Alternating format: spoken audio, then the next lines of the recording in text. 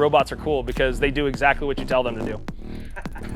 Like if it did something dumb, it's because you told it to do it dumb.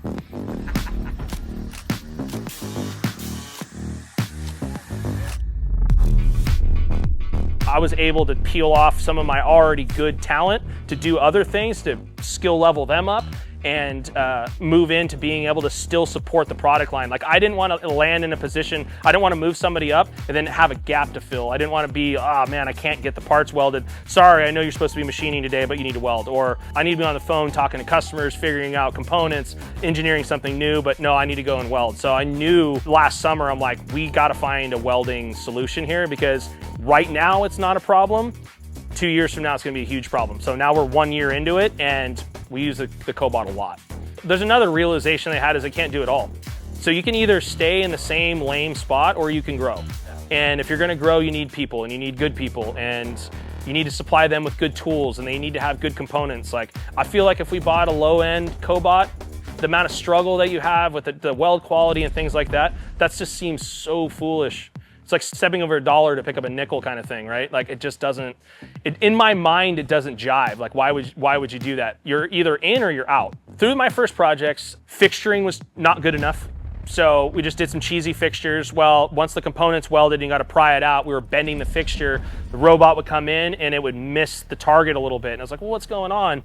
Well, you start actually watching as you're popping the part out and it's like, well, the fixture's so cheesy that you bend it, you put the part back in. It's obviously not, it's gonna weld the same spot that it welded before. If the fixture doesn't hold it in that spot, that's a total issue.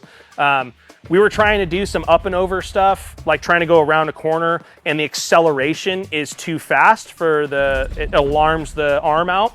And so it's like, we'll just add another weld point. It's easier just to go here, here, here, here, here, right? And make a couple extra data points. That was an early learning curve. And verify that all the bolts are tight. So make sure that the Cobot, that arm is bolted down tight onto the table, because if it's got enough swing, right? Like if it bumps into something and it alarms, if the bolts aren't tight, the arm will move. So make sure your arm's tight, make sure your welding fixture pieces at the top are tight, and make sure that your weld fixtures are good. And then that is a core piece of success with a welding Cobot. So we have the wall of shame. We were switching from 035 wire. We thought the 035 was gonna be the business. It welds fantastic. The unit is versatile enough. You can go 035, you can go 04, you do whatever you want. 045 just runs cleaner. I was surprised. I didn't think that would be the case, but 045 runs really clean. So we got the wall of shame. We were programming the robot, trying to set up some weld programs, figuring out a part that we'd already done in 035, switching it to 045. And it's just this puddle of just the nastiest thing you've ever seen. So we had to screw it to the wall and say robots are cool because they do exactly what you tell them to do. There's no in between. Like if it did something dumb, it's because you told it to do it dumb. Fixturing is a key part of robotic welding. If you're just going to do a little straight joint, you could probably just slap some stuff on the table, program, done. If you want duplicity on something that's complex, multiple joints, ups, downs, tops, bottoms, things like that, fixturing is very important because you need the part to be in the same place. Like the accuracy of your datum positions for all your components needs to be accurate like it would be in a machining environment. Plus or minus 10 thousandths or something like that, 20 thousandths, the more accurate, the better. So I converted we had made a couple of fixtures just by hand, like just plate, little corner joint, little MIG weld, whatever. Anything that we make more than 5 of, I design the fixture in SolidWorks. It's 100% sorted out. This goes here, this goes here. We're gonna machine this component to hold that. This is gonna be built square like this, square, whatever the situation is. That way your chances for success, you have the smallest number of variables heading into the welding process.